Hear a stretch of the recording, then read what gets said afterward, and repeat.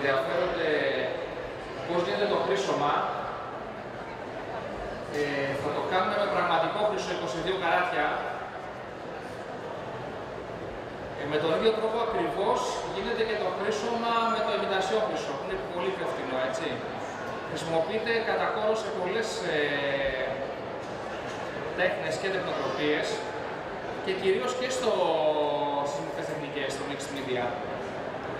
Λοιπόν, συνήθως θέλουμε μια επιφάνεια η οποία είναι ασταρωμένη ή να έχει τζέσο μια προεργασία. Εδώ δεν είναι τελείως η επιφάνειά μου, για το λόγο για να μην δυσκολευτείτε. Πρέπει να είναι λίγο, να έχει οπωσδήποτε κάποιο τζέσο, κάποιο στόχο ή ένα αστάρι για να μην απορροφήσει την κόλλα μας, το οποίο λέγεται μιξιόν, έτσι. Θα χρησιμοποιήσω μιξιό νερού.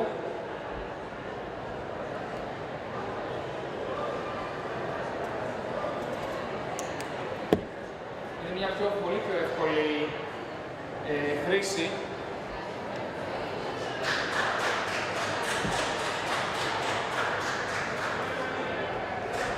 Το αραιώνουμε λίγο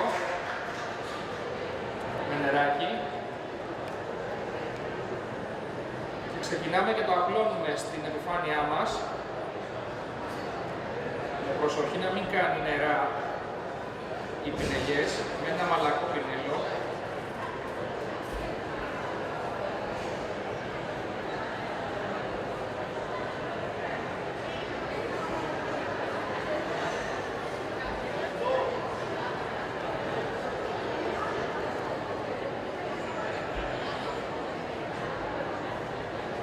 Αν θέλουμε μπορούμε να το χρωματίσουμε λίγο με μια παρσούλα, μια χρωστική πάστα για να βλέπουμε που περνάμε, έτσι.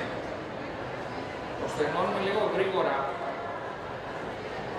Το θερμοπίστολο για να μην περιμένουμε.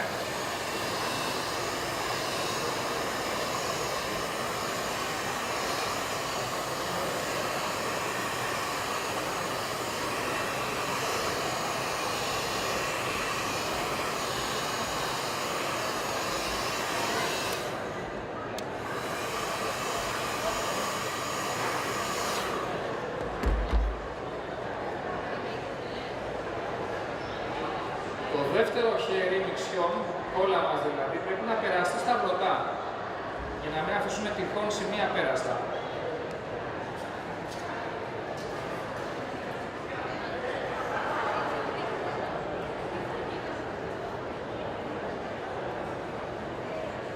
Έτσι, είναι μια τεχνική αρκετά διαδεδομένη και κατά καιρούς υπάρχουν απορίες, έτσι, στο πώς χρυσώνουμε. Χρησιμοποιείται κατά κόρο στη διακόσμηση και στα έπιπλα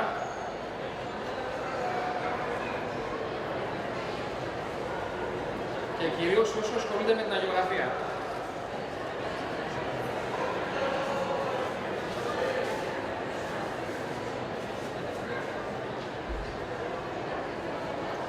Θέλει πολύ προσοχή, μην πέσει κάποιο σκουπιδάκι, μην αφήσει το πινέλο γραμμές γιατί θα πάνε στο προσώμα μετά.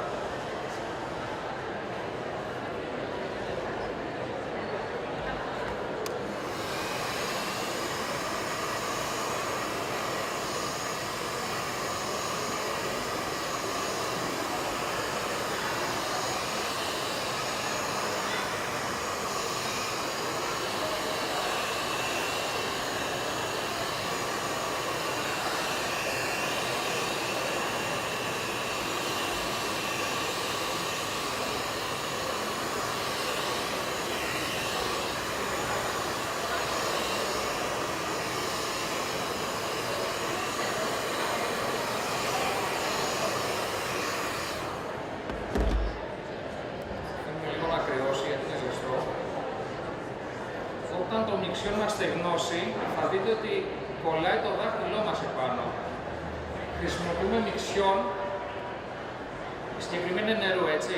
Μπορούμε να χρησιμοποιήσουμε 3ωρη ή 12ωρη. Είναι λίγο πιο δύσκολη τεχνική, γιατί χρυσώνουμε μετά από 3 ώρες ή 12, ενώ στο νερό χρυσώνουμε αμέσως μόλις στεγνώσει. Η μιξιόν χρησιμοποιούμε στο ντεκουπά, στις μικρές τεχνικές, στα φιλμ παράδειγμα, όπως είχατε δει εχθές σε μια επίδειξη που κάναμε. Είναι πολύ πιο ισχυρή. Δεν κάνει για χρήσωμα με φύλλα χρυσού ή ημιτασιόν χρυσού. Για τον λόγο ότι, όπως βλέπετε, το πραγματικό χρυσό χρυσό, είναι 22 καρατίων, είναι σε χαρτάκι επάνω κολλημένο. Θα κολλήσει το χαρτάκι μας και δεν θα βγει, θα γίνει ζημιά. Είναι το χρυσό, το μυξό λεγόμενο της αγιογραφίας, έτσι. Πάει σε εικόνες, σε ναούς, αλλά επίσης χρησιμοποιείται και διακόσμηση, ας πούμε, τύπων, επίπλων ή άλλων αντικειμένων. Το μυξίνο μας είναι έτοιμο η επιφάνεια. Την ελέγχουμε, κολλάει το δάχτυλό μας επάνω. Δεν πρέπει να έχει νερά, έτσι. Να μην υπάρχει σημείο να είναι βρεγμένο. Που ξεκινάμε πιάνοντας το χρυσό πάντα από την άκρη, όχι μέσα στο χρυσό μας στην επιφάνεια. Τοποθετούμε απαλά επάνω και το στρώνουμε σιγά σιγά από τη μέση προς τα έξω.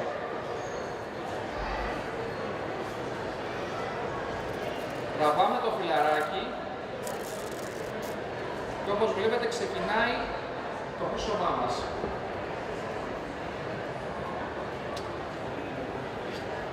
Συνεχίζουμε δίπλα. Μπορεί το ένα φυλαράκι το χρυσό λίγο να κουμπίσει, να περάσει λίγο μέσα στο άλλο για να μην αφήσει κάτι αχρήστοτο. Αλλά και να μείνει κάτι αχρήστοτο δεν μας πειράζει, μπορούμε να κάνουμε μπαλωματάκι. Βέβαια πριν βερνικώσουμε, έτσι.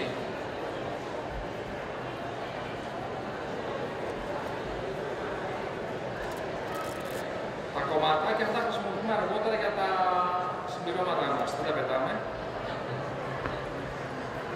Δεν είναι υπερβολικά ακριβό το υλικό, έχει 25 φιλαράκια και στοιχίζει και στα 30 ευρώ το τετράδιο. Είναι πάρα πολύ λεπτό, έτσι όπως βλέπετε.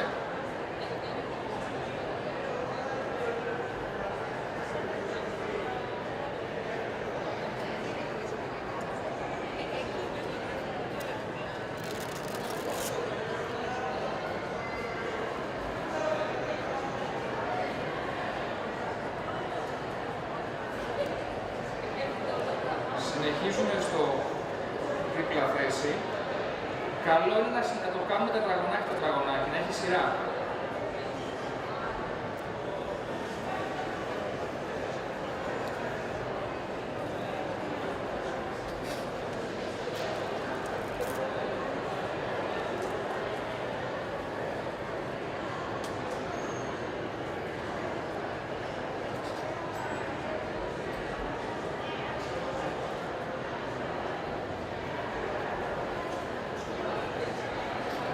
Αφήσει κάποια κενά.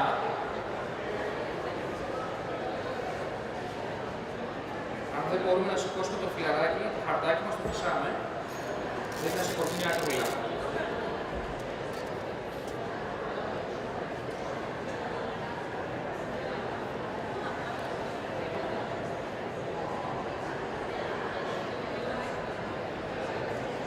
Πάντα από το κέντρο προς τα έξω, κοιτάμε να μην πατήσουμε την επιφάνεια του χρυσού μας.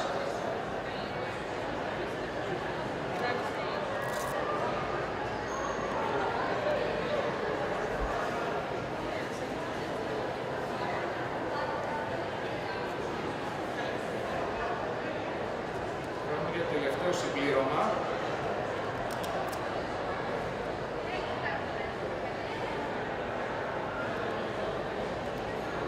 Χρυσώσει τα φαρδιά σημεία.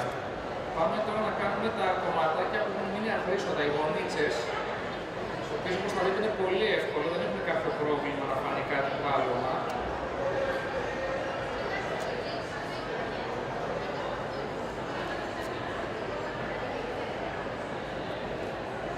Σχεδόν έχουμε τελειώσει.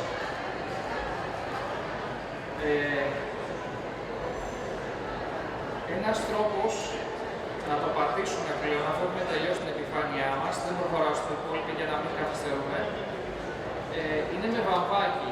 Αυτό θα το έκανα αν δεν είχα σταματήσει το μιξιόν λίγο παραπέρα, τώρα θα κολλήσει το βαμβάκι πάνω στο μιξιόν.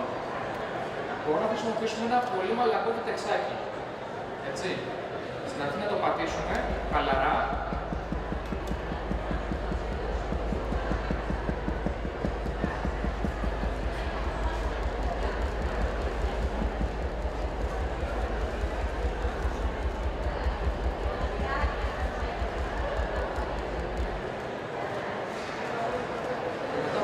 Χαλαρά με μια καθαρή επιφάνεια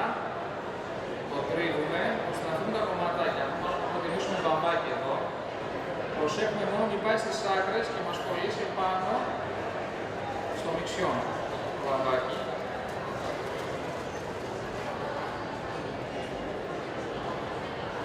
Το βλέπω αν το τρίψουμε ελαφρά, θα γελίσει κιόλας.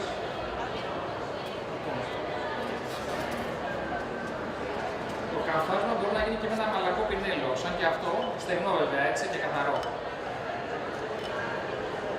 Είμαστε έτοιμοι. Η επιφάνεια δεν είναι τέλεια, δεν είναι επιφάνεια αγιογράφησης, γιατί δεν μας ενδιαφέρει αυτό. Για να μην σας δυσκολέψω λίγο στο αποτέλεσμα, είναι μια επιφάνεια, ας πούμε, χοντρικά σταρωμένη. Έτσι. Τώρα, από εδώ και πέρα, επειδή είναι αρκετά ευαίσθητο σαν υλικό, στο δείχνω του καφέ και γωνία, δεν επιδέχεται δηλαδή πολλά πιασίματα με το χέρι, γιατί είναι πολύ λεπτό.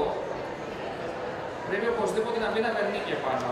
Συνήθως προτιμάμε βερνίκι διαλύτου. Μπορεί να μπει και νερού. Έτσι.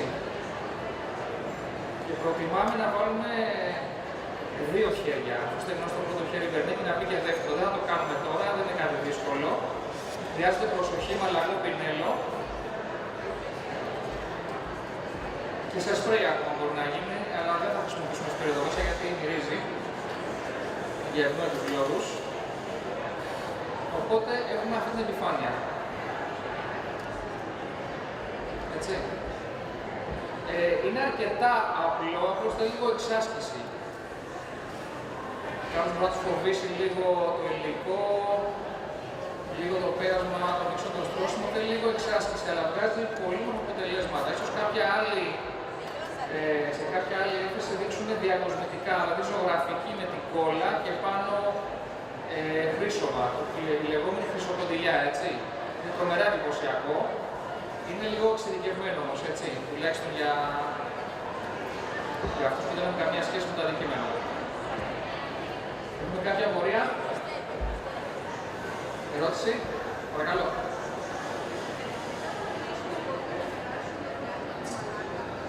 Ναι, σαφώς. Καλή ερώτηση. Ναι, πολλές φορές χρησιμοποιούμε πριν το χρήσωμα διάλειμμα γομαλάκας. Ο λόγος είναι για να μονώσουμε την αριστοκαρισμένη επιφάνεια. Εδώ όμως τι γίνεται? Επειδή ο στόχος, τώρα εσείς μιλάτε σαν εφαρμογή στην αγιογραφία, έτσι. Πολύ σωστά. Ναι. Εγώ έδειξα μια πιο εύκολη τεχνική και πάνω σε τζέσο. Τζέσο ακριλικό, το οποίο δεν χρειάζεται να μονοθεί, δεν απορροφάει.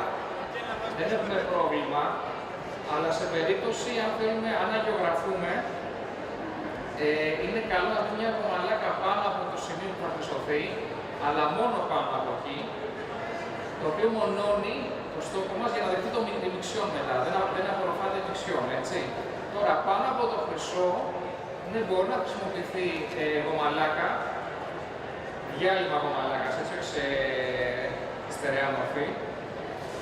Και μετά βερνίκι, αλλά ίσως πλέον δεν νομίζω ότι χρειάζεται να μπούμε σε διαδικασίες, δύο διαδικασίες. Μπαίνουμε απευθείας στο βερνίκι και λύγει το θέμα. Είναι λίγο πιο γρήγορο και πιο εύκολο. Και δεν μας επηρεάζει γιατί η ξανθιά γομαλάκα είναι μια κυτρινίλα.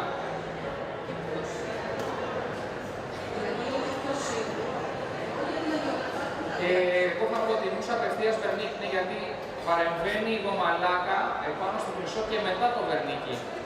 Ενώ το βερνίκι είναι πολύ πιο ισχυρό, είναι απευθείας στο χρυσό επάνω.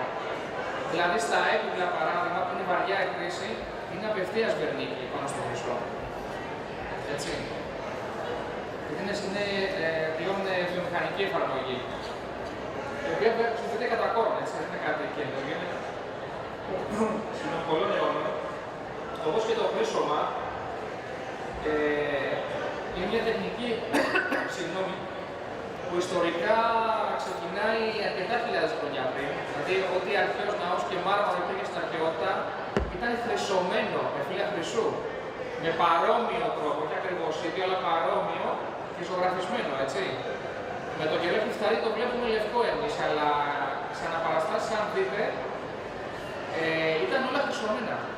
Δεν είναι κάτι καινούριο. Και όχι μόνο, και στους δελφούς ένα παράδειγμα που έχει έξω, έχει όλους τους δελφούς, αν δείτε πώς ήταν κάποτε, είναι όλα χρυσωμένα. Τα πάντα. Δεν υπήρχε λευκό μάρμαρο στα αρχαιότητα. Έτσι. Παρακαλώ. Ήταν όλα χρυσωμένα και ζωγραφισμένα, ναι, ακριβώς.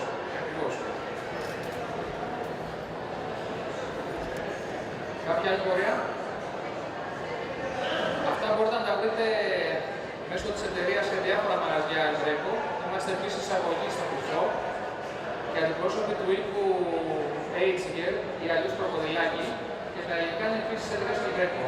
Και την ομοιχωνυμία Θεοφάνης the Greek, ο Έλληνας. Έτσι, ένα από τους κυριότερους και σημαντικότερους αγιογράφους, ζωγράφους και ο δάσκαλος του βιβλίου. Έτσι, και ο δάσκαλος της Ορθόδοξης τέχνης στη Ρωσία. Ευχαριστώ πολύ. Ευχαριστώ,